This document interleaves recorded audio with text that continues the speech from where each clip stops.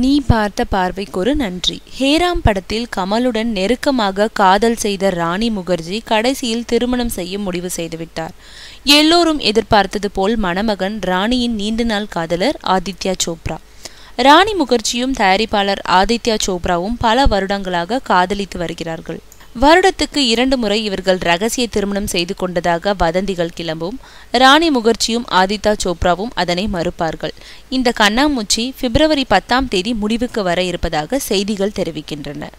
அன்று இவர்களின் திருமணம் ராஜஸ்தானில் நடக்க இருப்பதாக தகவல்கள் வெளியாகியுள்ளன. ஆதித்யா சோப்ராவின் தந்தையும் பிரபல இயக்குனருமான யாஷ் சோப்ரா 2012 அக்டோபரில் மரணமடைந்தார். அவரது நினைவேந்தல் நிகழ்ச்சியில் கலந்து கொண்ட சத்ருகன் சின்ஹா ராணி முகர்ஜி சோப்ரா என்று அழைத்ததும் ராணி முகர்ஜி அதற்கு ஆட்சேபம் தெரிவிக்காததும் குறிப்பிடத்தக்கது.